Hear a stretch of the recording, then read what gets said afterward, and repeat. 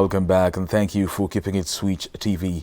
On our special feature tonight, the one that we have been working on for the past 6 months, our reporter RobertKe brings us the painful money. Take a look. In a world that only the fittest thrive, they have suffered and felt their worst pain, all this in a quest for survival.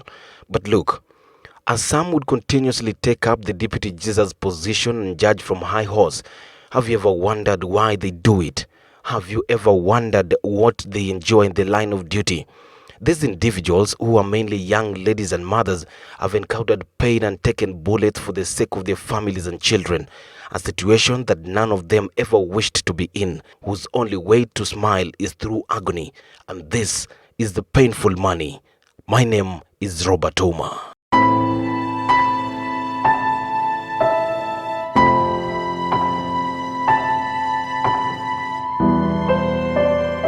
Singetaka mtu apitie ile hali nimepitia, lakini unapatana na wengine hata wataki kujua vile uko, hata ukielezea mtu anakwambia unamtaganya.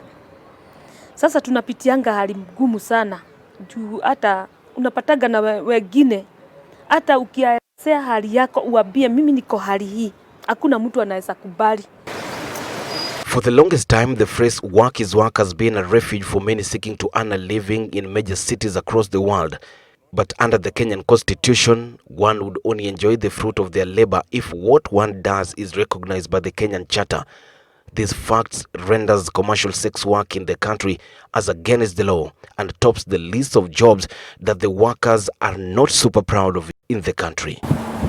In our quest to understand the agony and the whole story for the past 6 months, our journey here takes us to Ethiopia in Kiambu County to speak to some of the commercial sex workers who have agreed to an interview to share their dark past and their hearts, whose identities we won't reveal. Nilikuwa nimeoleka 1985. Kuoleka nikaenda kwa bwanangu tukasubuana, akanifukuza nikaenda. Kuenda nikaanza nikatafuta nyumba, nikakoboa nyumba. Kukoboa nyumba sasa ndio nilijipata nikiwa sex worker. Nilijipata baada ya maisha kunikalia ngumu, nikaenda kufanya kazi ya nyumba, nikaona pesa hazitoshi.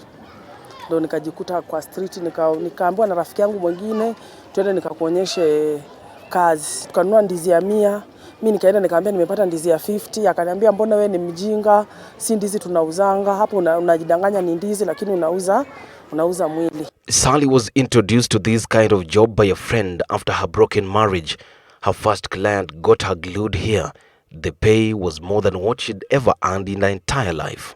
Sasa watoto wangu wanajua tu mimi nafanya biashara ya hoki, na waambianga na hoku viatu, na hoku ma t-shirt za mtumba hivyo. Sasa siku ya kwanza mimi sikuvaa condom.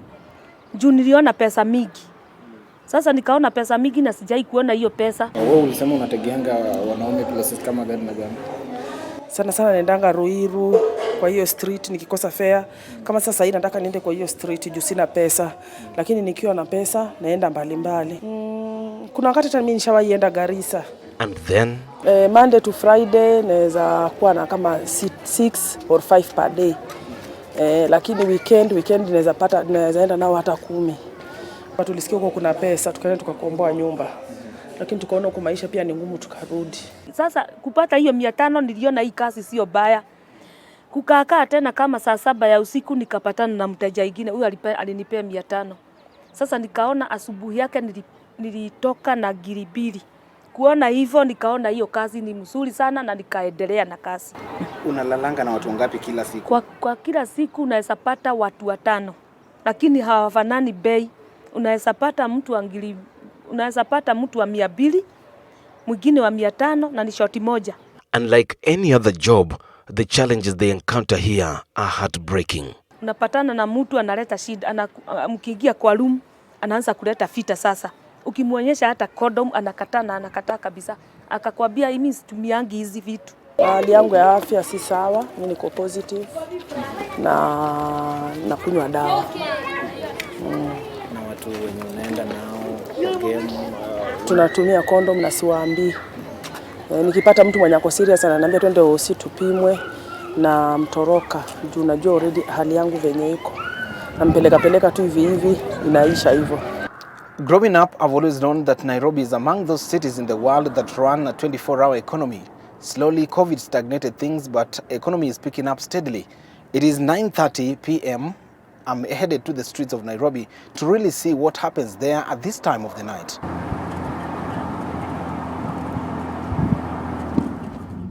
It is 11 p.m. Thursday, 25th November 2021 in the busy Nairobi Koinange Street, the country's most popular red light district, where the high and mighty, thick and slim indulge for a common reason: buying sex.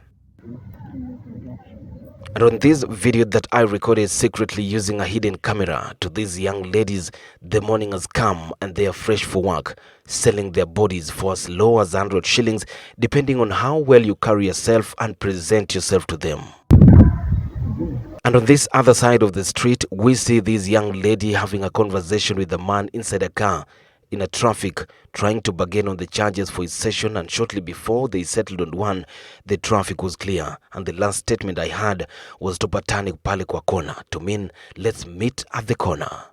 Tulikuwa tumeelewana, lakini tulipofika pale akawa mkali. Ikanibidi nikubali kwa sababu watoto wangu walikuwa wamefukuzwa shule.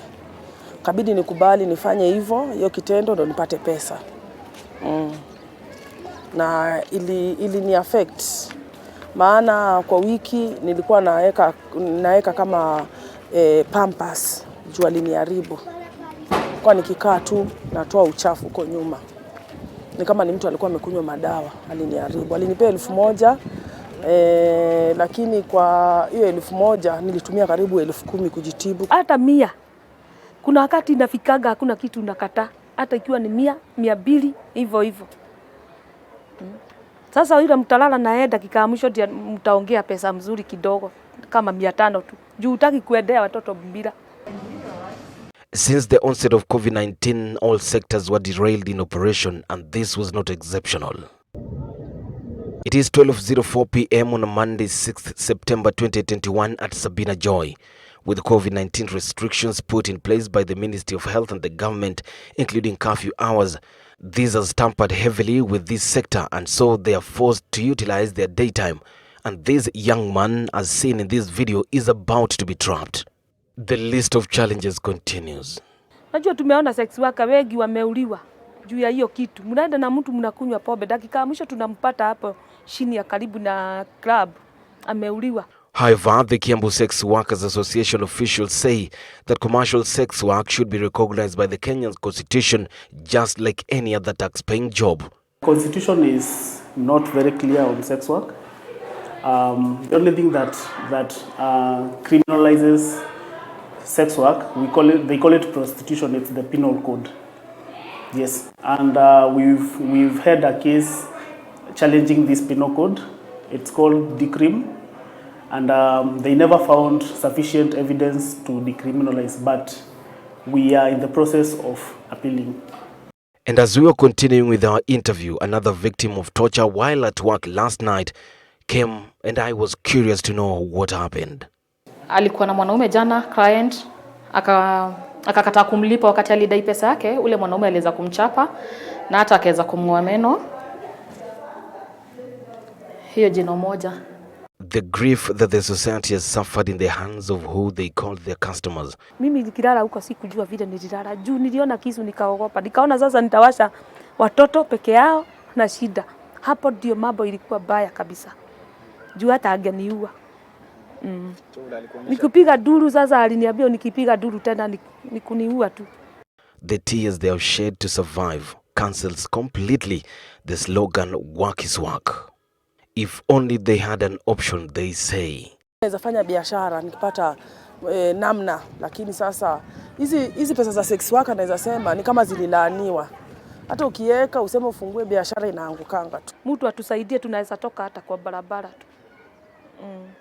Sio kupenda kwetu tunaenda hivi. For these ladies who nail their lives to strangers each day to survive, their only safety is guided by their creator. Shida ndio hiyo. Ukikosa kuenda, shida ndio hiyo. Sasa tunaendaga hata ukiwa mgonjwa unaenda tu. After kutoka huko ndo nilikuja nikapata hawa watoto, na hawa watoto si nikaingilia kazi ya sex worker. Hata watoto sijui baba yao. Nilikuwa najikuta tu niko na mimba na nazaa.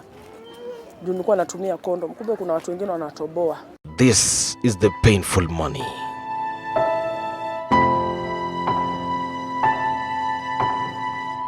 Indeed, I cannot fail to mention Robert Omer. Thank you, Robert Omer. That was Landmark reporting, and indeed that was painful money.